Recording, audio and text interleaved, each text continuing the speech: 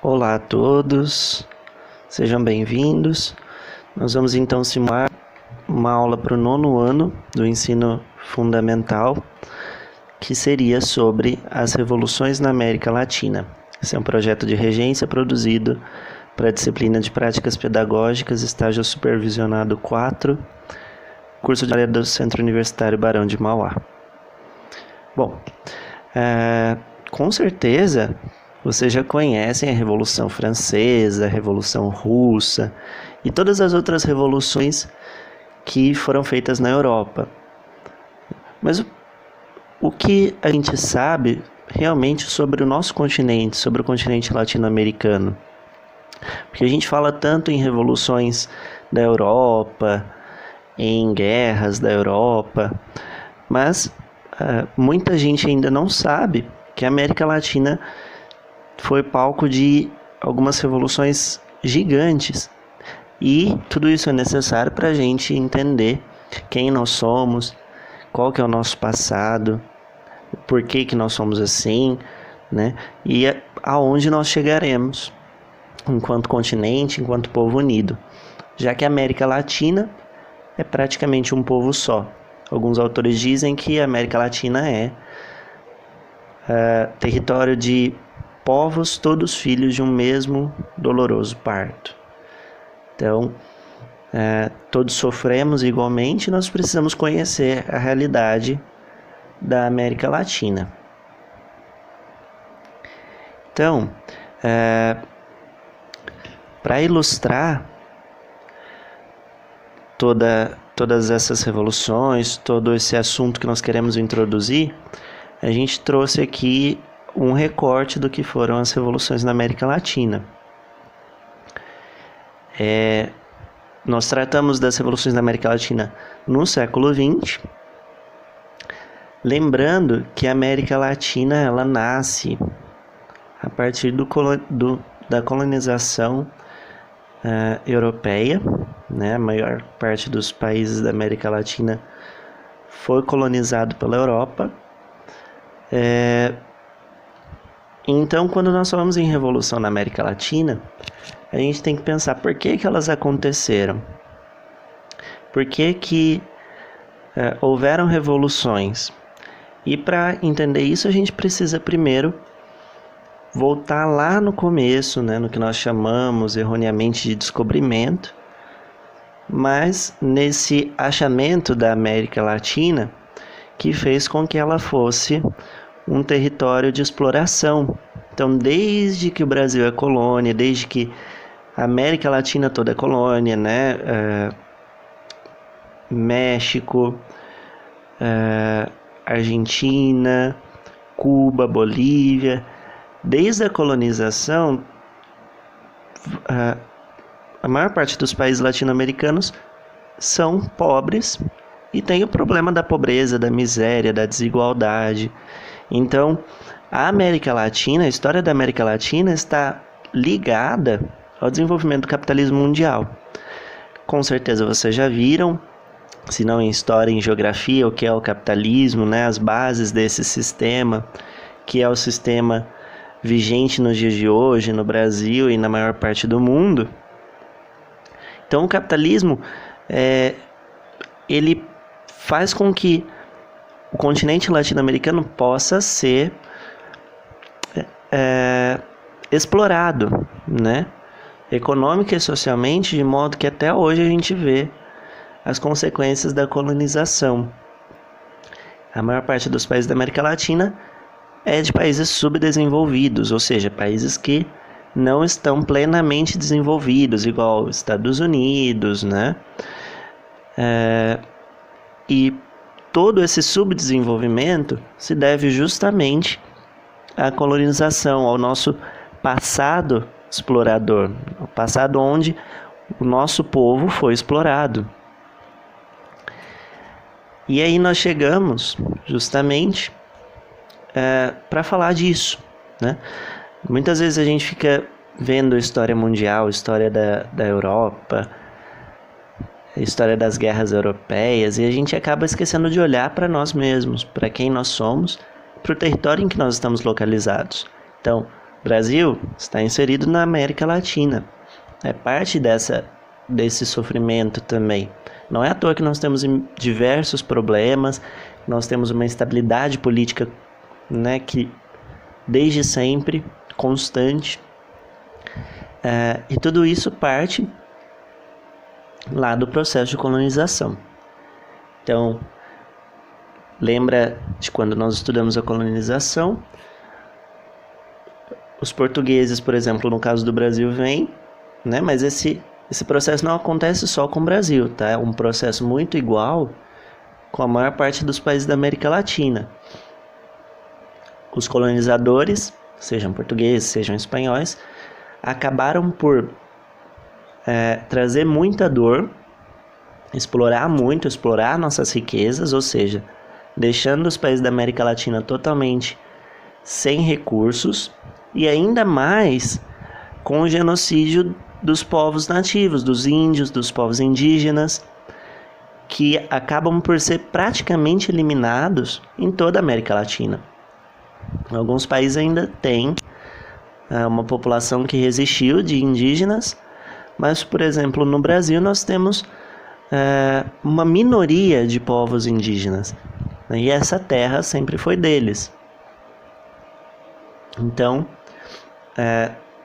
chegar aqui e acabar com a população que aqui vivia é um dos pontos que faz com que a América Latina viva até hoje esteja sofrendo com os problemas do capitalismo, né, com os problemas da desigualdade.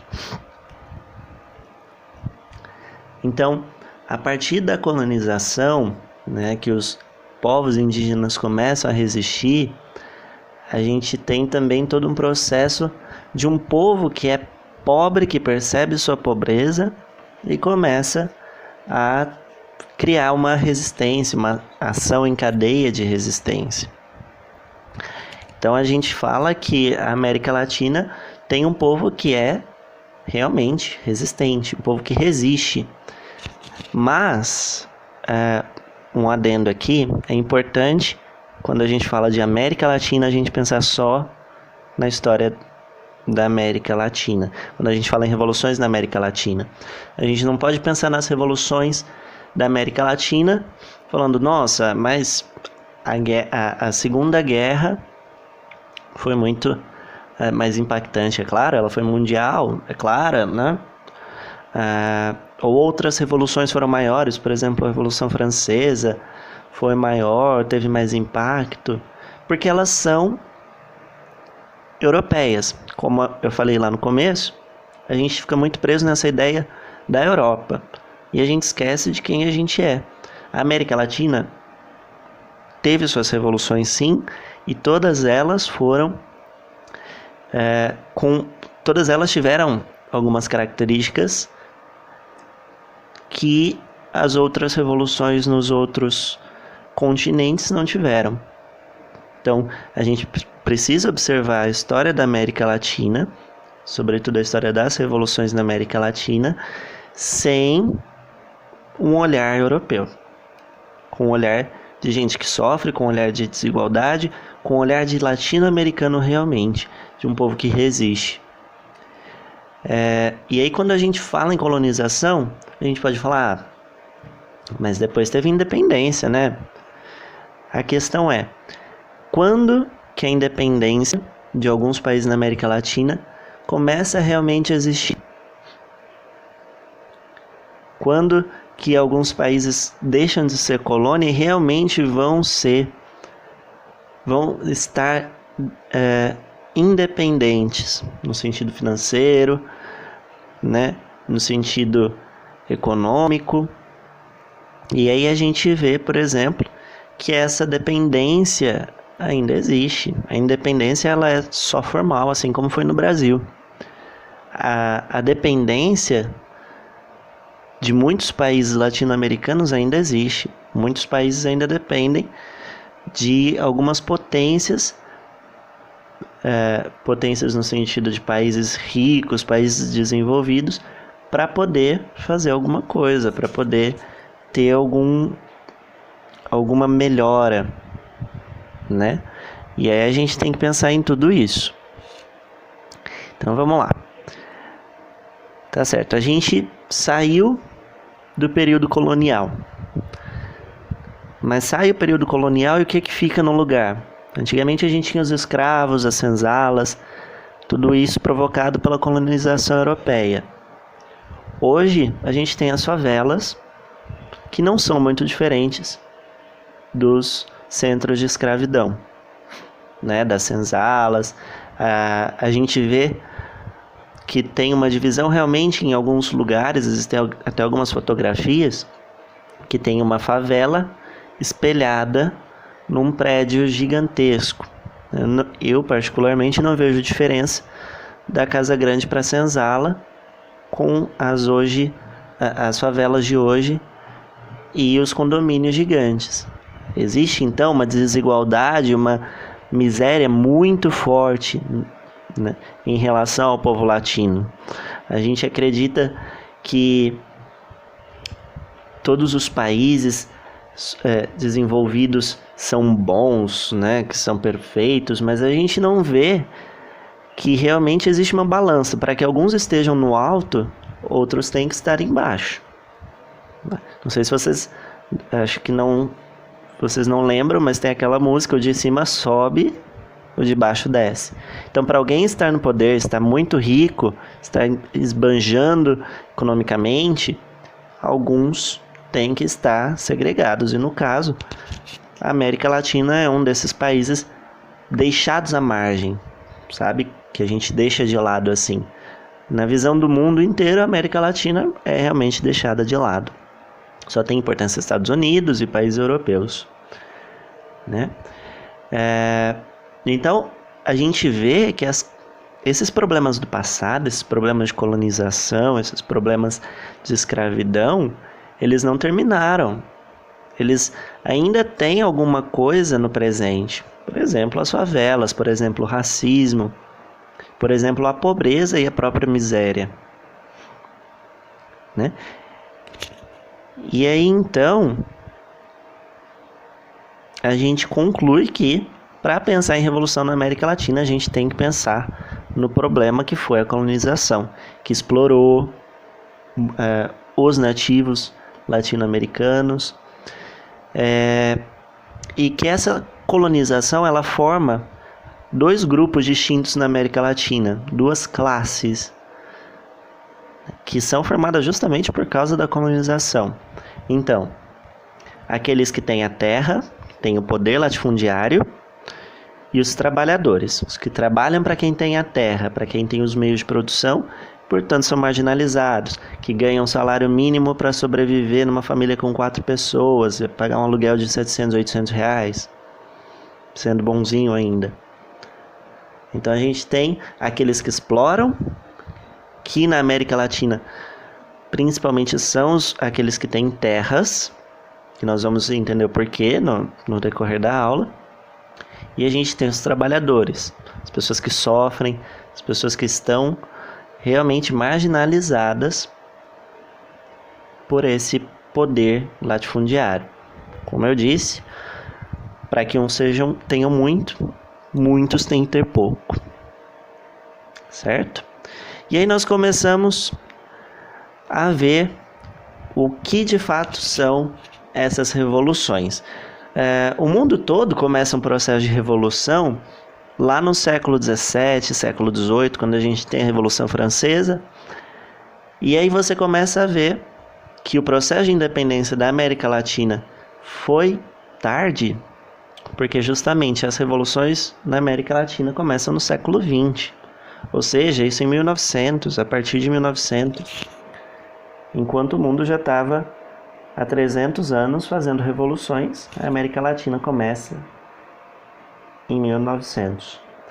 Mas nós vamos abordar então essas revoluções aí para entender. Eu trouxe aqui um recorte de das três principais revoluções latino-americanas. Tá? Então nós temos aí 3 países. O primeiro deles é o México. Tá? A Revolução Mexicana, tenho certeza que muita gente nem ouviu falar. É por isso que eu falo que é importante a gente estudar a nossa história, a história de quem nós somos, para a gente entender melhor o que nos levou a estar onde a gente está. Então vamos lá, a Revolução Mexicana, ela ocorreu em 1910. Foi a primeira das grandes revoluções no século XX, para vocês verem a importância. E quando a gente fala em América Latina, Revolução Mexicana tem o mesmo peso que a Revolução Russa. Então vocês estudaram muito a Revolução Russa, vocês com certeza lembram de tudo, né, para não falar outra coisa. Mas existe aqui, mais perto da gente, o México, aqui do lado, teve uma revolução gigantesca no século XX, foi a Revolução Mexicana, com o mesmo peso da Revolução Russa e que muita gente nunca nem ouviu falar. Então vamos entender o que foi essa Revolução Mexicana. Olha lá, ela também é conhecida como Revolução Agrária. Por quê? Porque justamente ela parte dessa luta por terras, né? As pessoas que precisam de terras, as pessoas exploradas pelo trabalho nas terras. E aí ela recebe o nome também de Revolução Agrária do Sul. Esse carinha aí do lado é o querido Porfírio Dias, que lá no final do século XIX, em 1876, instaurou uma ditadura no México. E o governo do Porfírio Dias, ou seja, então ele era um ditador. É claro que ele não tirou essa selfie, porque não existia smartphone em 1800, mas só para vocês pegarem melhor. Porfírio foi um ditador e ele provocou, a partir da ditadura, algo que já aconteceu há muito tempo, né? Ele só deixou os poderosos no poder, aquela elite que tem as terras, e colocou os trabalhadores mais para baixo, com baixos salários, com problemas de trabalho, e não estava nem aí.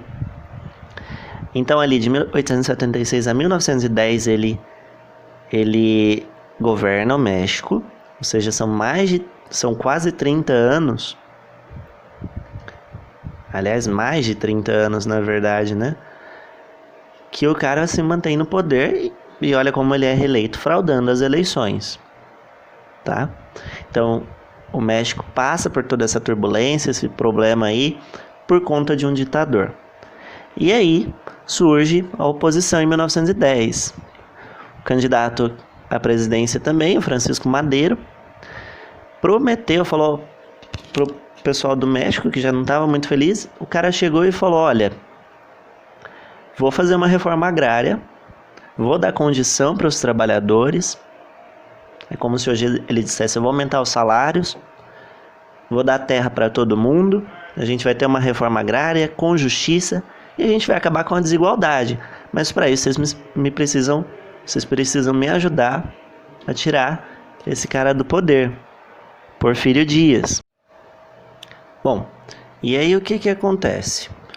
O Madero então se torna símbolo de resistência contra o ditador Porfírio Dias. Ele ganha o apoio de grande parte da população e consegue derrubar o ditador lá em 1911. Ele foi eleito presidente, Francisco Madero, chegou à presidência, só que nunca fez as reformas agrárias que ele tinha prometido. Então, o que acontece? Madero chega ao poder, tendo prometido a reforma agrária, dar terras para o povo, e nunca realmente fez isso. O que acontece? O povo começa a se mobilizar de novo. O povo começa a organizar a resistência de novo.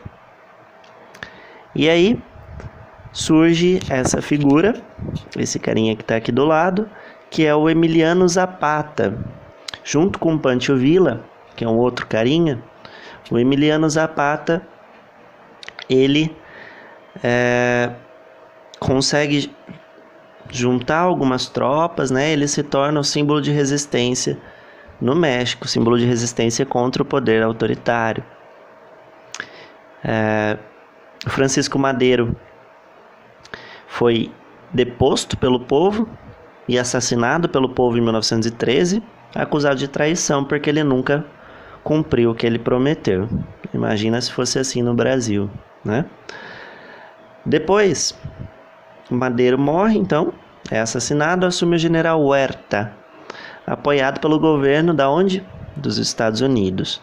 E a gente ainda fala em independência, né? Sendo que para poder ser governante ele precisava ter o apoio dos Estados Unidos. E também ele era apoiado, o general Huerta, apoiado por aqueles que apoiavam o ditador Porfírio Dias.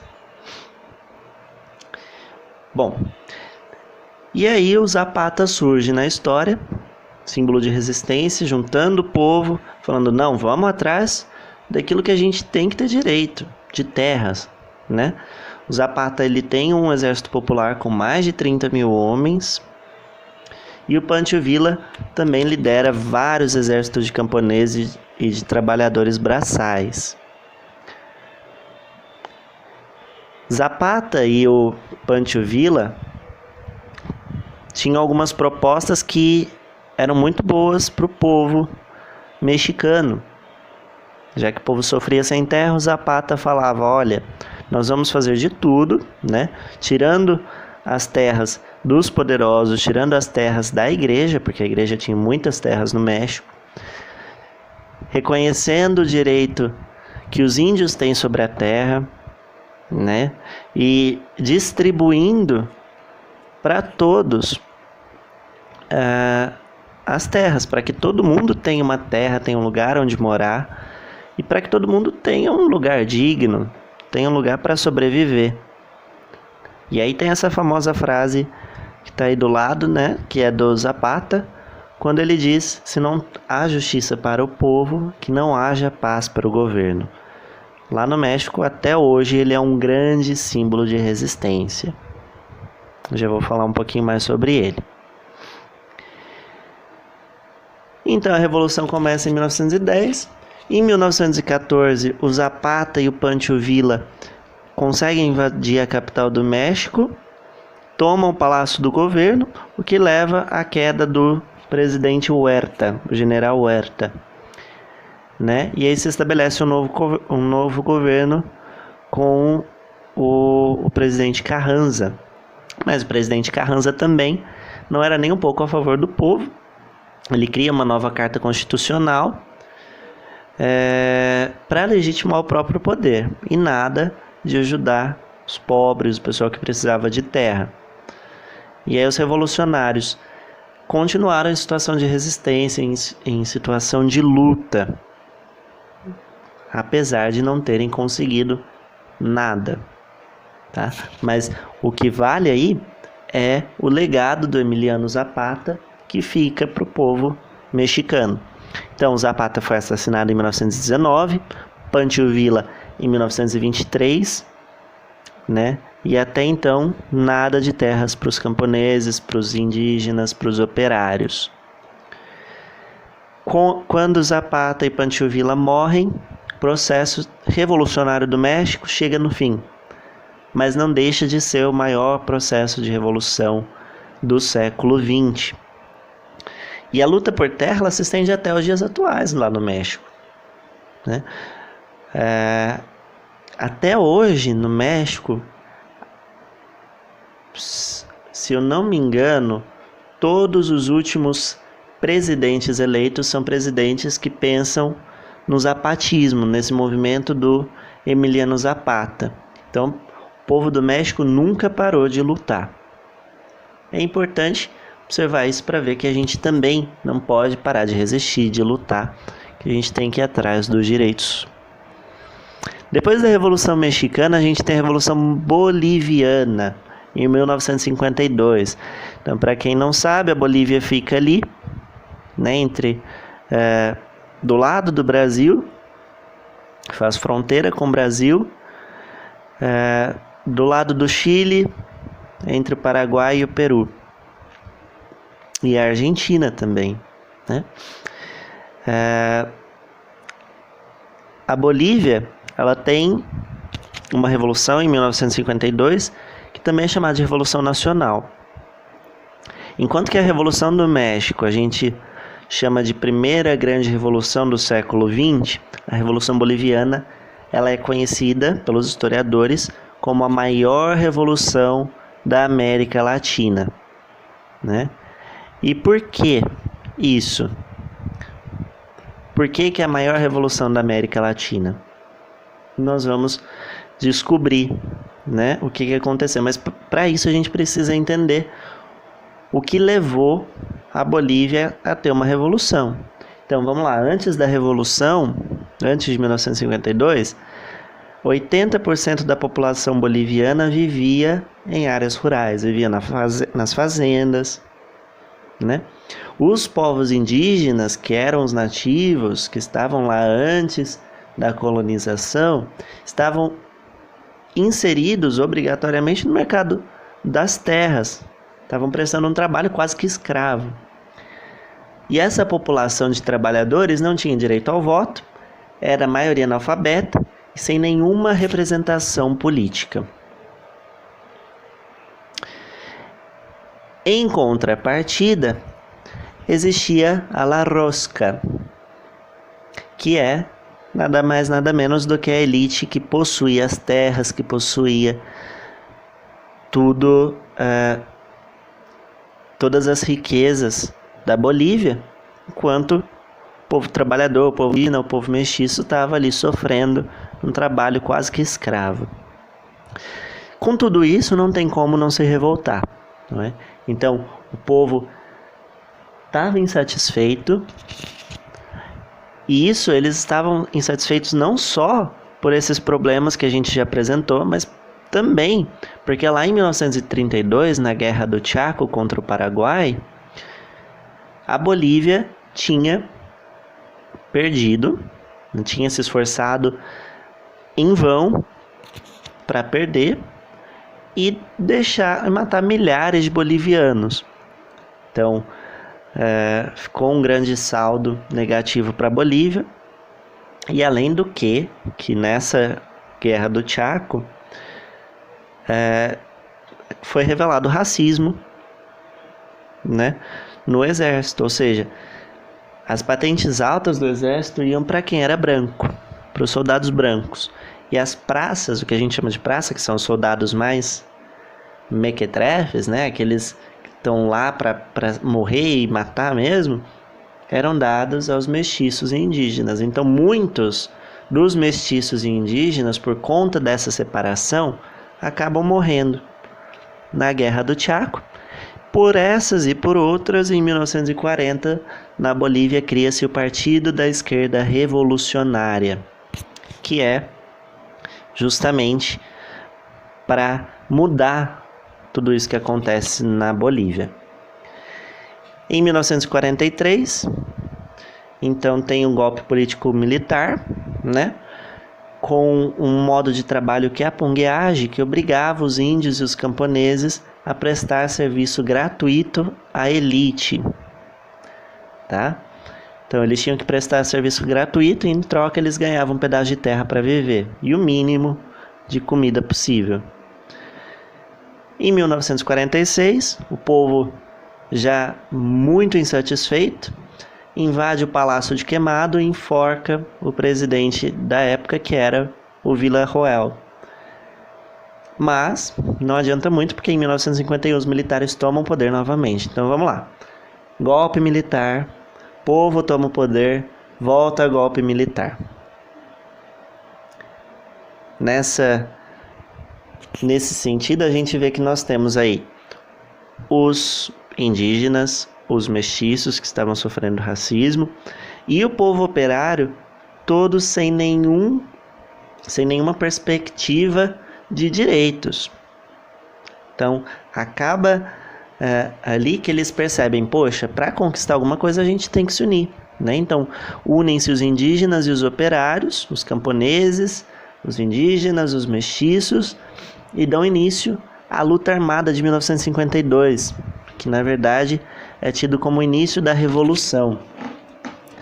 Então, esse pessoal armado aí cria 3 dias de guerra na cidade de La Paz e Oruro, uma guerra com milhares de mortos, muito sanguinária. E um símbolo da resistência é que, durante a guerra, como a fileira do povo que estava insatisfeito era muito maior, os soldados do governo desistiam da guerra e passavam para o lado do povo, iam lutar junto com o povo. Para vocês terem noção do peso que a Revolução teve. Então essa guerra acaba por dissolver a força popular, né? E imagina todo o povo que antes era oprimido entrando na cidade de La Paz, gritando "Proletários Unidos". E aí acontece a reforma agrária, acontece aí alguns momentos de igualdade para o povo boliviano, né? Até 1964, quando de novo um golpe militar acaba com a felicidade dos bolivianos. Então, sai de golpe, volta de golpe, sai de golpe e volta de novo. Então a Bolívia tem esse passado aí de instabilidade política e social. Por isso que a Bolívia até hoje é muito pobre, muito desigual. Mesmo dentro da América Latina, a Bolívia ainda é muito pobre para a América Latina. E aí nós depois deixo aí para reflexão que em 2020, esse ano, a Bolívia elegeu o presidente Luiz Arce no primeiro turno, que é socialista e que tem esses ideais revolucionários. Pode ser ou não o começo de uma nova perspectiva de mudança, né? A gente deixa aí para que vocês possam pensar. Chegamos na última revolução, que é a Revolução Cubana. Uma revolução importantíssima também. Ela acontece em 1953 em Cuba.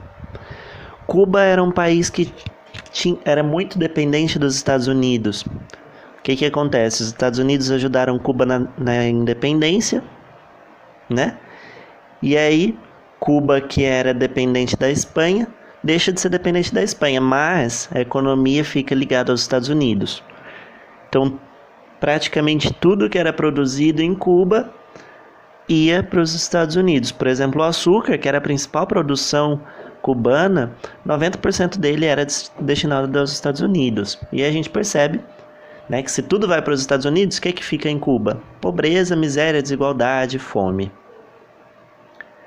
Somado a isso, em 1952 a gente tem a ditadura do Fulgêncio Batista, que era um cara muito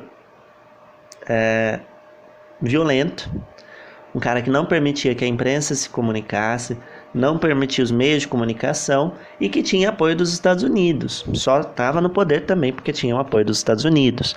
Voltamos à dependência que não aconteceu, a independência que não aconteceu, de fato, né? O que acontece? Se tem um ditador, tem oposição. Não é isso que a gente viu nas últimas revoluções que a gente estudou na América Latina? Então surgem os grupos de guerrilha como revolução contra esse ditador aí, o Fulgêncio Batista. Esse carinha aqui do lado é o Fidel Castro. Morreu recentemente. E é um dos ícones, igual o Zapata no México, é o ícone da Revolução Cubana. A gente fala muito de Cuba, a gente ouve falar muito de Fidel Castro, de Che Guevara, mas a gente não sabe muitas vezes quem é, né? Então vamos lá. Quem é o Fidel Castro? Era um advogado cubano que começou a juntar gente para lutar contra o poder ditatorial do Fulgêncio Batista e contra a dependência econômica aos Estados Unidos. O cara olhou e falou: olha, não tá certo. Os Estados Unidos são uma potência mundial, estão desenvolvidos, e o pessoal aqui está passando fome, está morrendo na miséria. Né? Então vamos juntar o pessoal, vamos fazer os grupos de guerrilha e vamos derrubar esse poder. Em 1953, o Fidel Castro e as suas tropas, os seus homens, invadem o quartel de Moncada, né? E acaba preso. Fidel Castro e o irmão acabam presos e são libertos em 1955 por pressão popular. Então você vê que o povo estava do lado da guerrilha, né? Porque o povo via que do jeito que estava não estava certo. Surge o Fidel Castro, aí na imagem a gente tem o Fidel Castro e o Che Guevara. Surge o Che Guevara, desculpa. Aí na imagem a gente tem o Fidel Castro e o Che Guevara. O Che Guevara, que é esse homem que a gente tanto fala, ele é justamente ícone para algumas pessoas, né? E principalmente para os cubanos e argentinos, porque ele foi um dos símbolos, junto com Fidel Castro, um símbolo de resistência incrível.